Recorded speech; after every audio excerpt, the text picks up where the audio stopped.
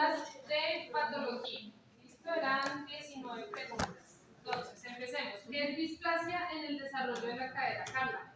Anomalía entre la Silencio. femoral ¿Sí? y el acetábulo. Una anomalía entre la cabeza femoral y el acetábulo. Sí. ¿De qué tipo? Porque si tú me dices eso también es una artrosis, eso también es un experto. Entonces, ¿de qué tipo? ¿Qué dice Gabriela? Genera rotación y subluxación. Sí, es como la complicación, pero ¿de qué tipo es esa anomalía entre el acetábulo y la cabeza femoral? Liliet? No sé, Como que no sé. hidrocartilaginosa. Deformidad o deformación, ¿por qué? Por una incongruencia. Sí, pero ¿por qué? ¿Qué es lo que pasa en la displasia del desarrollo? ¿Qué es lo que pasa? Sí. Pues que el acetábulo no se forma de la manera adecuada, encajando o asegurando la fuerza del frente de la cabeza, sino que queda más o menos así, bueno, dependiendo del rango en el que estén, como saliendo. No es que quede en movimiento, póngale cuidado a lo que sucede. Por eso se llama displasia del desarrollo, porque es un proceso o una anomalía en la formación de la articulación de la cadera, ¿cierto? Entonces, ¿qué es lo que pasa en realidad? Que ustedes saben que el acetábulo debe formarse en una forma cóncava para que reciba la cabeza del fémur. Pero en los niños con displasia no se forma esa concavidad, sino que queda plana, muy aplanada. No es cóncava, sino muy aplanada. Entonces el fémur llega y por eso se puede producir subluxación, porque él se sale al tener Pero entonces, como dijo primero, anomalía del desarrollo. Es una anomalía del desarrollo de la formación o del desarrollo de la articulación de la cadera o de la articulación coxofemoral, ¿cierto? Donde el acetábulo no tiene una forma cóncava, ¿sí? Sino más aplanada, por ende genera esa incongruencia articular de la que hablaba Carlos. ¿Listo? Eso es. Como es del desarrollo, ¿cierto? Porque quiere decir que a nivel embrionario, fetal, no se formó bien, entonces por eso la intervención generalmente es de tipo mecánica, ¿cierto? Entonces tratando al máximo de proveerle esa Excitación al cartílago. dejémoslo en estímulo. ¿Sí? Listo. Bueno, señor. Profe, pero no siempre es del nacimiento, ¿no? O sea, también se puede como otros factores. Como por ejemplo. Digamos, yo me acuerdo que en la clase, pues, o sea, también decían que porque los padres también como que quieren que el niño como que camine rápido, entonces obviamente ya las piernas se ponen, pues, ¿ah? Ajá, sí, como que lo estiran, entonces también no hay que tome esa forma cóncava. Sí, por eso les mencionaba que generalmente la intervención es mecánica, ¿cierto? Donde el fémur hace estímulo sobre el acetábulo y fomenta la creación de esa concavidad, pero sí es congénito, es decir, el niño nace, lo que pasa es que el diagnóstico se hace de manera postnatal, a los 3 y 4 meses por radiografía.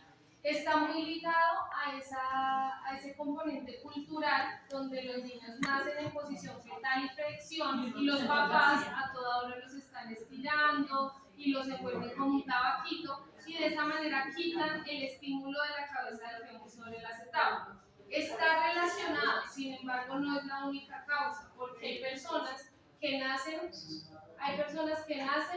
o niños que nacen y no han tenido ese tipo de estímulos y aún así tienen displasia. Entonces hay un componente hereditario grande, bueno, todo lo que ya hablamos.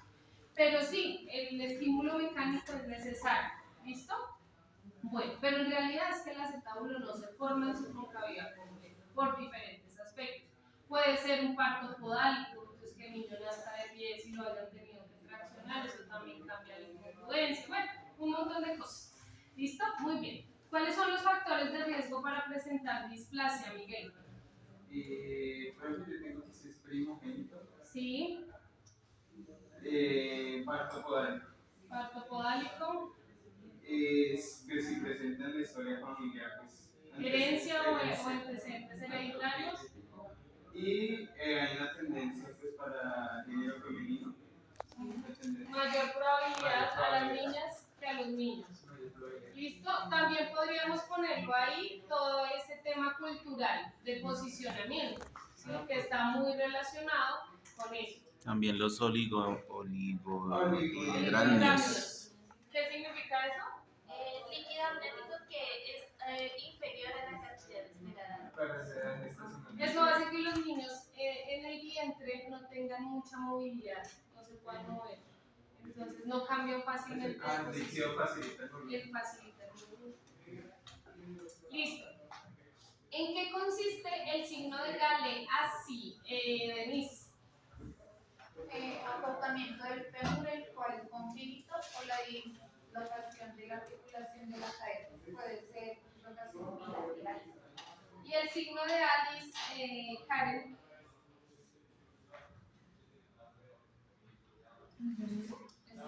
Gale así y Alice para.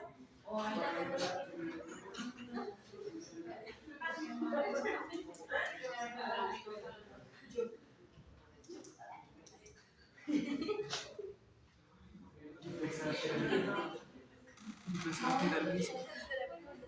Yo también tenía entendido eso. Sino aftas, que son esas plaquitas que salen en la boca de los niños. De hecho, ahora también a veces les salen, se llaman medicamentos. Y el medicamento se llama Afta Kids. Si a ti te duele aplicarte limón. Sí, Oye, mami, pero profe, créame que fue bendito. Usted sabe que Usted se le sale pone una y se regresa. eso es como un gel. Le salió una. No sé, eso es como un gel de aloe. Y en vez de hacer el efecto contrario que hace el limón, le refresca, le hidrata, le aumenta y se le cierra. Sí, pero igualmente me felicita que me contó. Entonces voy a omitirlo de la salud y limón. Hay que ver. Profe, pero la mamá le hacía igual. Con eso también. No, pues es que eso es un tema cultural, no, pero ustedes tienen que ¿Y usted qué se echa? limón y sal. Ah, no, yo pensé que les había preguntado el de Barlow y Ortolano.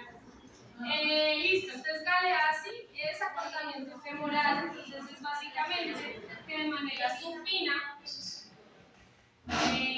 usted realice la evaluación.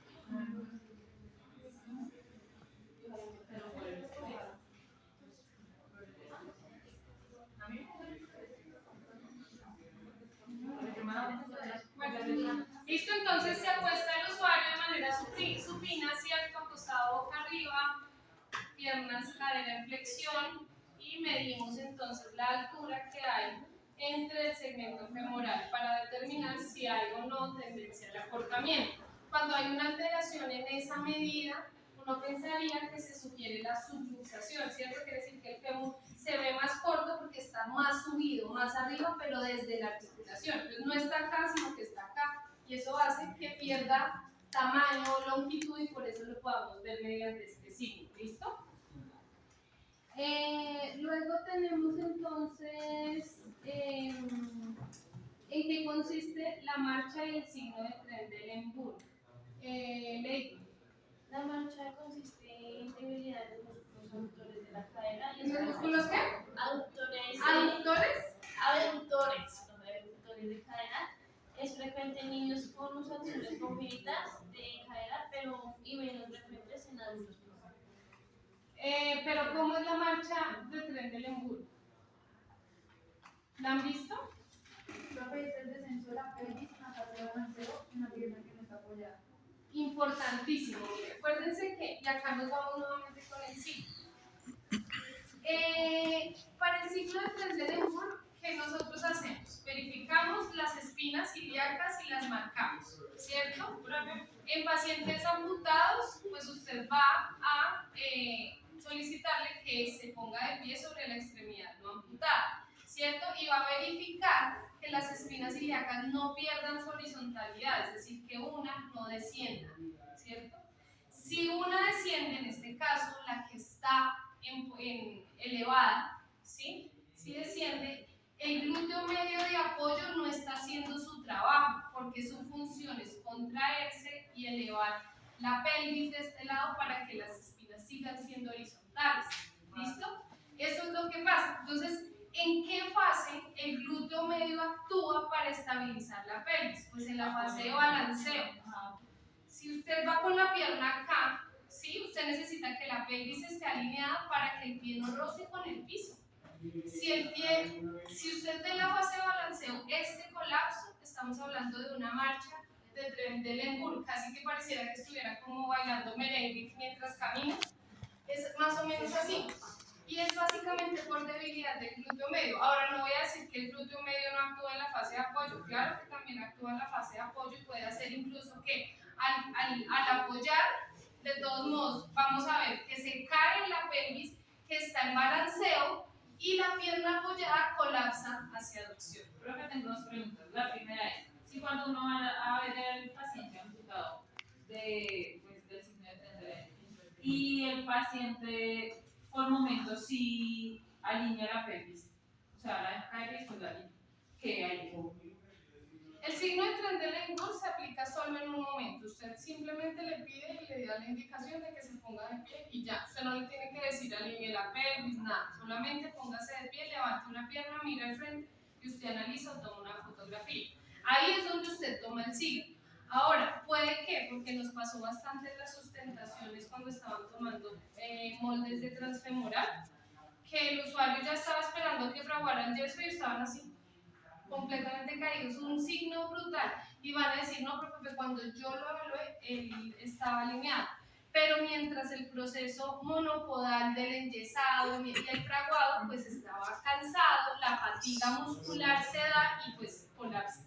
Eso pasa, eso es debilidad muscular, entonces es absurdo que una persona, por ejemplo, diga, no, tiene signo de Trendelenburg negativo, a ver, sí, eso no se hace. Signo de Trendelenburg negativo y un grupo muscular hemiciclo y uno ve una foto en esas características, eso no tiene sentido, no es congruente. ¿Listo? Entonces, si por ejemplo usted vio que colapsa, pues su paciente no tiene 5, estará en 4, 4 menos, 3 más. ¿Sí? Depende, porque quiere decir que tiene un grado de fatiga importante. Profe, siguiente pregunta, si es positivo para marcha de Trendelenburg. Es positivo para signo también. Sí, pero la recomendación, ¿cuál sería? ¿Hacerle la prótesis más corta? No, ninguna de esas. La recomendación es que tiene que fortalecer el grupo abductor de cadera. O sea, el signo de Trendelenburg es un signo que da debilidad de abductores de cadera. Entonces, yo no puedo aportarle la prótesis porque cuando mi paciente esté en la fase de apoyo con la prótesis, pues va a caer y va a caer por longitud. O sea, peor. Entonces, la indicación es dar un plan de fortalecimiento importante. Por ejemplo, en el caso, como es del lado no amputado en teoría, se podría entrenar. Pero el paciente puede tener debilidad del glúteo medio del lado amputado. Se puede evaluar con la prótesis. No. Listo. O también, igual se puede hacer en el entrenamiento también. Para eso se pone espejos y se mire lo que está pasando con su pelvis.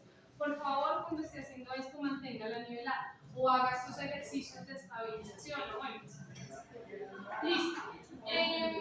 Defina cuáles son las características del pie equinoval congénito. Dana. Es una deformación más frecuente en los recién nacidos en los pies, es de etiología desconocida. Se caracteriza por el paro del talón, equino del talón, adulto y supinación de retropié. Listo, entonces, en el retropié que va a tener varo principalmente y equino, ¿cierto? En el retropié, varo y equino, supinación y aducto en el medio pie y en el antepié. Entonces, esa es como toda la deformidad, las características del retropié, varo y equino, del medio pie y antepié, aducto y supinación. ¿Sí?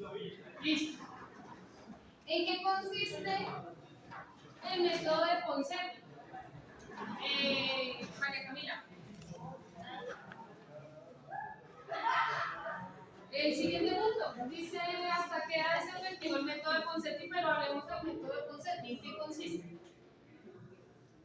es el método de Ponce? ¿Qué entendiste que era? Es como, digamos, de poner, es un tratamiento de yeso para los bebés, entonces donde empiezan como esa parte, tratar de, como del componente del pie, tratar de enderezarlo, por así decirlo. Corregir. Sí, corregirlo, alinearlo, ¿cierto? Entonces, si nosotros habláramos de qué es el método de Ponseti, básicamente es una técnica o un tratamiento patentado de la aplicación de unos yesos correctivos para el pie equinovario congénito, ojo, porque se aplica solo para los niños que nacen con esa deformidad, no para el pie equinovaro adquirido, que se puede dar por accidente cerebrovascular, por lesión de nervio periférico, por parálisis cerebral. Ese no se interviene, ¿cierto? Se interviene con Ponseti el congénito. Y es la aplicación de unos yesos correctivos de manera periódica para realizar de manera gradual la corrección o la alineación del segmento. Eso es el método de Ponseti. Punto. ¿Listo? Ahora sí, ¿cuántos yesos se ponen, Ever? Normalmente de 4 a 5 yesos deberían generar todo lo que es la corrección. Sin embargo, si se presenta más inconveniente, puede llegar de 6 a 7 yesos. Si en el séptimo yeso no hay corrección, se determina que fue una manipulación defectuosa. O un pie resistente. ¿Se acuerdan? Bueno, el pie resistente, ¿se acuerdan que lo que hacen es ponerle un yeso adicional con relación a los demás? Pero generalmente se debe dar la corrección, o sea, es muy efectivo el tratamiento. Listo. ¿Cuántos yesos se usan? Ya lo dijo Ever hace un momento, entre 5 y 6 yesos, ¿cierto? Entre 5 y 6 yesos. ¿Y cómo se corrige? ¿Qué es lo primero que se corrige? El astrágalo. ¿Por qué? Porque el señor Ponseti dice que la deformidad sale del astrágalo por una subluxación del astrágalo, de la cúpula. Acuérdense que la cúpula del astrágalo tiene que estar entre los dos maléolos, ¿cierto? Que es como toda una bóveda astragalina, así se llama. Entonces, él dice que la base de la deformidad es que el astrágalo no está acá metido, sino que está subluxado, y ahí se lleva todo el pie hacia medial. Eso es lo que dice el señor Ponseti. Entonces, ¿qué dice él? Lo primero que usted hace es corregir la subluxación del astrágalo y meterlo dentro de la bóveda astragalina, que es la que forma la tibia y el peroné, ¿cierto? Entonces usted mete ahí y ahí ya puede alinear cada uno de los segmentos. Entonces, lo primero que va a corregir es la posición del astrágalo. Luego lo que corrige, que es Corrección del varo. el varo. Entonces solamente calcaño. Ya con el astrágalo estabilizado, solo empieza con el calcaño. Por último, de luego se corrige el aducto y la supinación. Y por último, ¿qué se corrige? ¿Qué nos falta? El equino. Lo último que se termina de corregir es el equino. El equino se corrige ya alineando el astrágalo y el varo. Ahí ya hay una corrección parcial del equino. Pero la parte final es el equino residual, ¿cierto? Que es lo último que corrige el señor. Y lo hace a través de una tenotomía percutánea parcial del Aquiles, que es, ¿qué, Lili? Es un corte al lado y lado del tendón. Bueno, sí, prácticamente. Porque dice así, corte sí como está entre los extremos del tendón de Aquiles. El corte se hace a través de la piel. Sí, entonces dice que es percutáneo, quiere decir que se hace a través de la piel, ¿cierto? Clínicamente lo llaman corte en Z.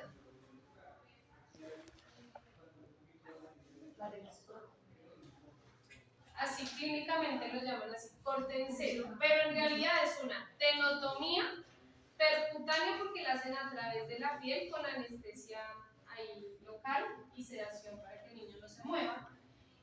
Percutánea parcial porque no se corta el tendón completamente, ¿cierto? Solamente una parte del tendón de Aquiles. Sin embargo, Siempre pensemos en la definición completa de la palabra, casi todo lo dice. Ahí, pero sí. mire, profe, que nosotros cuando estábamos haciendo el taller buscábamos tenotomía y la mayoría, o sea, muchas decían que era un corte completo del tendón de Aquiles. Nosotros como que sea, no, La palabra tenotomía, sí. Solo tenotomía, sí. no, incluso la tenotomía percutánea decía que el corte completo del tendón de Aquiles. Hay que buscarla completa, porque la tenotomía es un corte del tendón. ¿Sí? Es un corte del tendón. Pero generalmente es completa.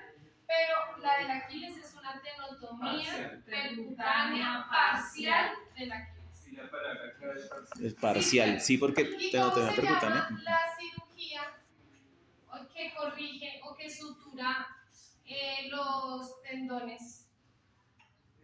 Tenotomía. No, los sutura. No, la tenotomía es el corte. Lo contrario, que los une. Destenotomía. Se llama tenorrafia. Teno. Tenorrafia.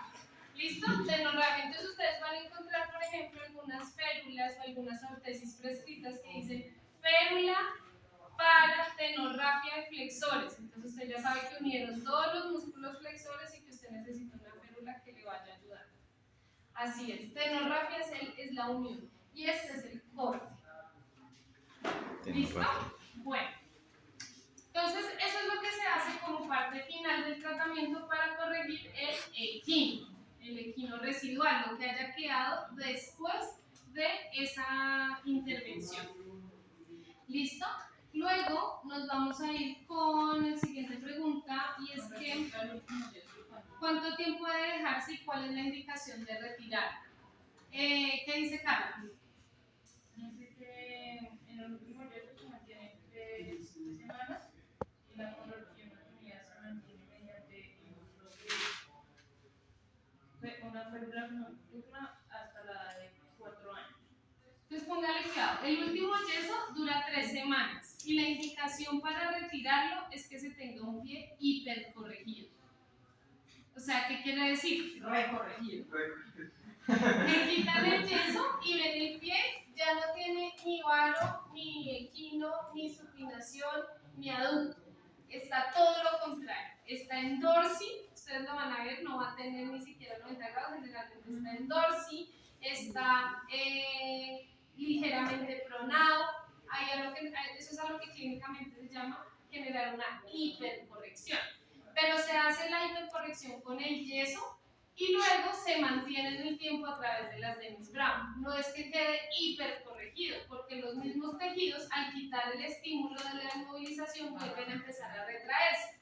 ¿Listo? Entonces lo hipercorrigen para que a la final, con esos procesos de retracción, el pie vuelva a quedar en una condición normal o alineado de manera con parámetros normales. ¿Listo? Entonces, se mantiene con una Dennis Brown o con un tipo de férulas para uso nocturno principalmente, aunque hay un tiempo específico que debe ser de manera permanente. ¿Cuál es la indicación de la configuración de esas férulas? Hágale. Se debe mantener el pie en 60 y 70 grados con rotación externa. Entonces, espérense para que lo diagramemos y sea más fácil. Entonces usted va a tener unas férulas o unas ortesis que tienen una barra, ¿cierto? Esa barra tiene un punto de giro. Esta distancia entre este punto de giro y ¿cuál tiene que ser? Entonces, esta debe ser el ancho de los hombros, ¿cierto? Que también se relaciona con el ancho. Uno toma la medida de... Al acromio generalmente. Es un buen punto de referencia para referirnos a la línea articular. ¿Listo? Listo. Luego resulta que acá van a ver algo que se llaman unos zapatitos, ¿cierto? Aquí van a estar cogidos. Resulta y acontece que si el pie equinovaro congénito fue unilateral, ¿cuál es la rotación? El pie... 60-70 grados. Pero debe ir En el pie sano a 30 grados y en el pie a corregir tiene de 60 a 70 grados de rotación el externa. pie sano, 30 grados. Y el pie afectado, entonces vamos a tener 60 grados de rotación externa.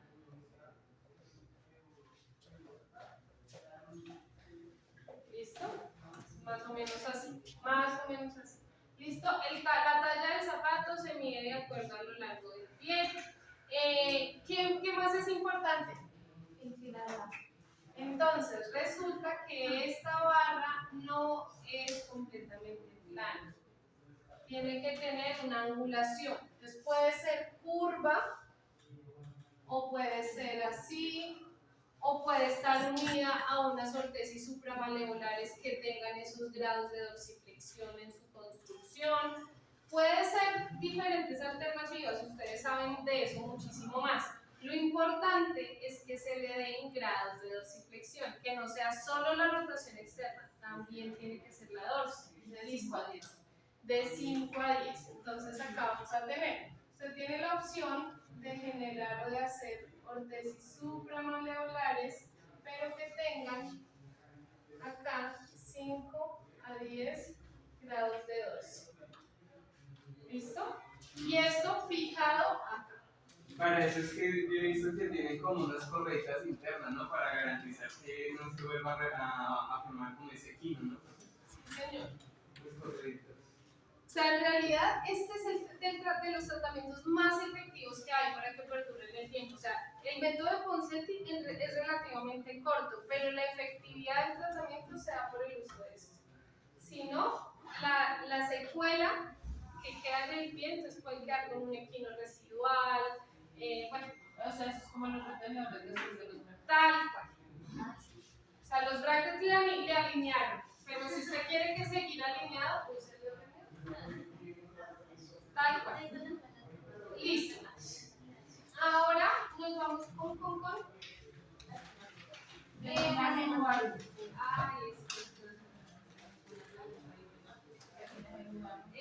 está? ¿Dónde vamos? Pediátrica. En la 13. Listo, 3. ¿Qué es lleno y lleno valgo en la población pediátrica? Entonces, Gabriela. Tomando ángulo con vértice interno en segmento distal que se aleja de la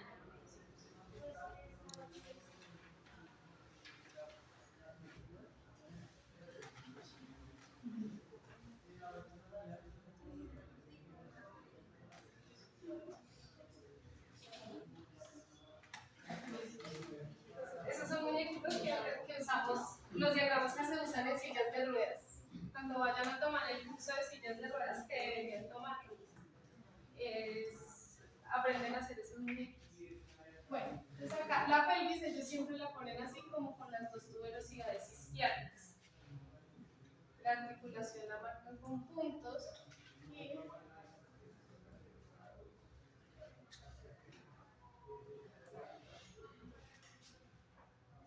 entonces tenemos yenualo y yenualo, ¿cierto? Entonces vamos a tener con un vértice externo para yenualo y un vértice interno para yenualo, ¿cierto? La otra manera de determinarlo es una medida intermaleolar y una medida intercondilar, ¿cierto? ¿Cuánto?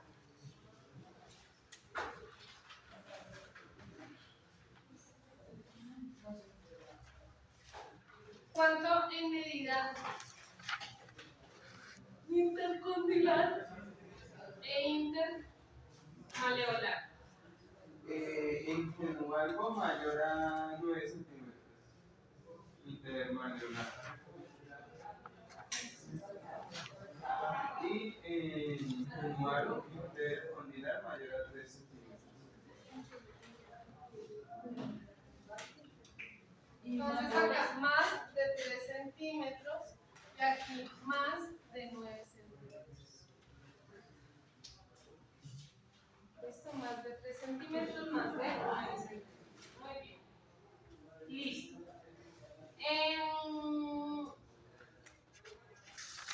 ¿Qué tratamiento ortésico se plantea para el yenualo o el yenualgo? ¿Cómo se llama?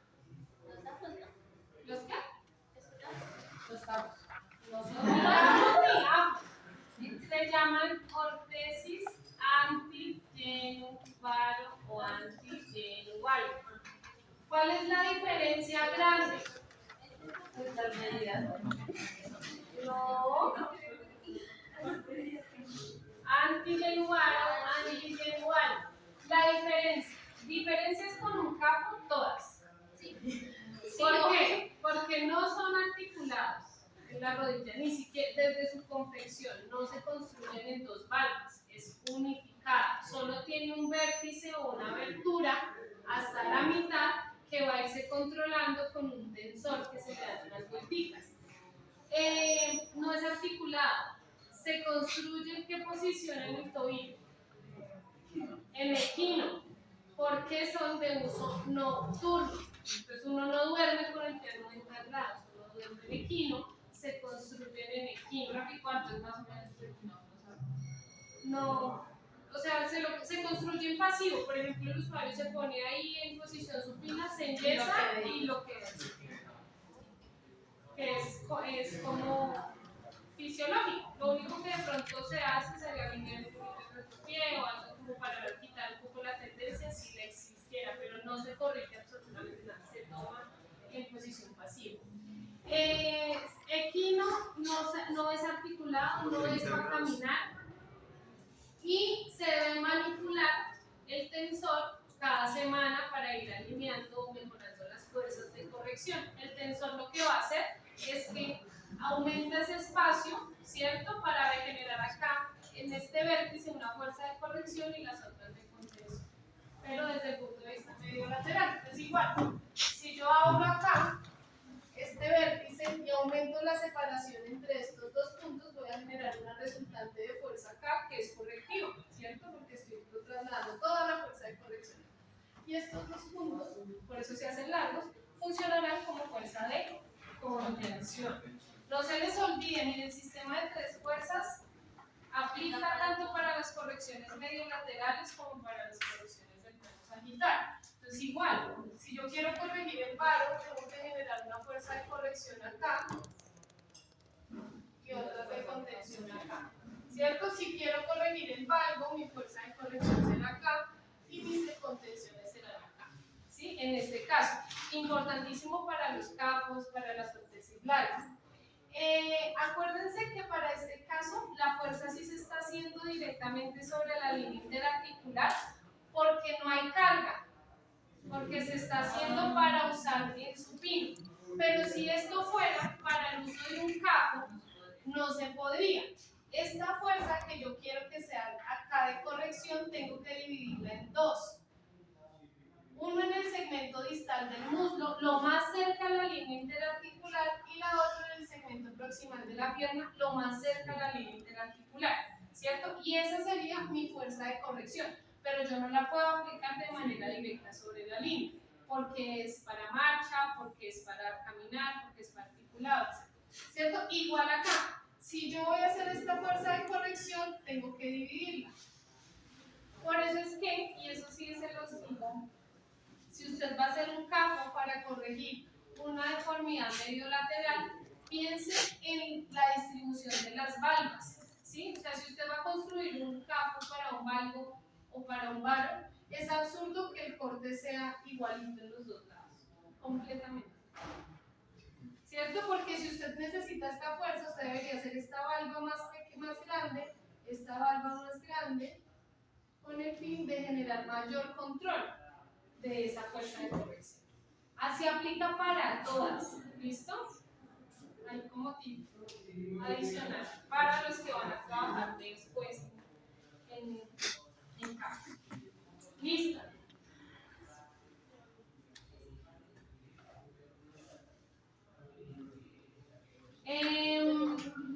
Ahora nos vamos. ¿Qué es PERTES?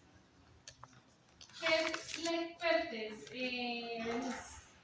La necrosis vascular de la cabeza del fémur producida por un infarto. Entonces, el expertes es una patología definida como una necrosis o muerte de la cabeza femoral producida por microinfartos. Cuando hablamos de microinfartos, hablamos de rupturas o taponajes desplazamientos de pequeños vasos encargados de irrigar esa cabeza femoral. ¿Listo? Entonces, eso es. ¿Qué es lo que sucede entonces en el ecpertis? Pensemos que el tejido óseo es un tejido que se remodela constantemente. Es un tejido que tiene la capacidad de autorremodelarse sin necesidad pues, de una aplicación de tratamiento específico. Es decir, el tejido óseo se lesiona y él se autosana o se autorremodela. Es un proceso mecánico. Siempre lo va a hacer. Entonces, ¿qué pasa? Que el ecpertis, así produzca esa necrosis, él va a intentar el mismo tejido remodelarse y ahí es donde van a entrar las famosas fases de la patología, ¿cierto? Las fases de la patología. Entonces, ¿cuáles son esas fases de la patología? La primera sucede a los 9 meses. ¿Sí? ¿Se caracteriza por qué? ¿Cuántas son? Sinovitis en las articulaciones, necrosis en la apéndice femoral. Sinovitis articular y necrosis. Luego, en la fase número 2, ¿qué tenemos, Miguel? La fase número 2. Se da, bueno, más o menos aproximadamente después de un año. Y se empieza a reabsorber el hueso, pues el hueso como necrótico, como allá, en forma irregular, seguido del depósito del hueso vivo. Sí. La tercera fase, ¿cuál es, Karen? El depósito de maduración de hueso nuevo y cicatrización y resucitación.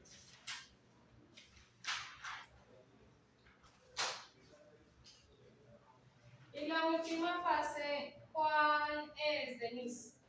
Hueso maduro con presencia de remodelación mínima, toxina magna, angulación de la cadera, impide la abducción, quilopsis, que no permite movimiento. Anquilosis. ¿Listo? Acuérdense, hay dos términos importantes que se llaman anquilosis y artrodesis. ¿Listo? Ambas coinciden en su definición, que son articulaciones sin movimiento. O sea, se pierde el movimiento articular. ¿Sí? Se pierde. Se fija, es como no hay movimiento en la articulación. La artrodesis es a través de un procedimiento quirúrgico que se fija esa articulación y se deja sin movilidad. Pero la anquilosis es a través de un proceso patológico. Quiere decir que hay patologías que dejan anquilosada esa articulación. Por ejemplo, hay una patología que se llama anquilosis necrotizante, o por ejemplo el posicionamiento específico deja anquilosada o rígida esa articulación. ¿Listo? Entonces, anquilosis es por un proceso patológico, artrodesis es por un procedimiento quirúrgico. ¿Listo? Entonces, en este caso, esta limitación que existe en la cadera, que no hay movimiento de abducción, pues me puede producir ¿qué? Una anquilosis, ¿cierto? Porque es a consecuencia de un proceso patológico. Entonces, ustedes se van a dar cuenta, acá empieza la cabeza femoral a ponerse, a morirse, ¿cierto? No es a ponerse negra, acuérdense que esto se mira radiológicamente hablando, ¿cierto? Entonces hablamos de radiolucidez o radioopacidad, ¿listo? Las opacidades muestran disminución en el componente mineral. Lo ideal es que nosotros seamos, o que los huesos sean radiolúcidos, es decir, que capten mucha luz y por eso se vean blancos. Pero cuando hay radioopacidades, es decir, que son partes negras, ahí ya no hay hueso. Quiere decir que quien no captó la radiación. Ustedes van a entender esto un poquito más en otro trimestre que veamos radiografías. Y van a mirar que esas zonas radiopacas pues no tienen captación de radiación porque no tienen componente mineral. Entonces es característico en eso. Luego vamos a ver que el mismo hueso empieza a reabsorber la cabeza, ¿sí? ¿sí? A quitar todo ese hueso nuevo para tratar de remodelarlo o poner hueso nuevo. Esta es la forma, o en esta etapa, lo ideal es que sean estas etapas donde se pueda hacer intervención ortésica, ¿cierto? ¿Por qué? Porque desde el momento en que se empieza a reabsorber el hueso, ya tenemos que garantizar que se reabsorba bajo un molde, que es el acetábulo, ¿listo? Y que se deposite hueso nuevo, pero bajo ese molde, que es el acetábulo. Porque si llegamos a la fase número 4 en el Lecpertes, ya el hueso es completamente maduro y ya no tiene posibilidad de remodelación. O sea, no podemos dejar ya esa cabeza esférica, ya nos quedó como nos quedó y seguramente vamos a tener esas limitaciones o esas consecuencias de esas consecuencias funcionales y anatómicas que me van a quedar como secuela. ¿Listo? Aquí ya no se puede hacer mucho más que pensar en un reemplazo de cadera para poder darle movilidad nuevamente a esa articulación.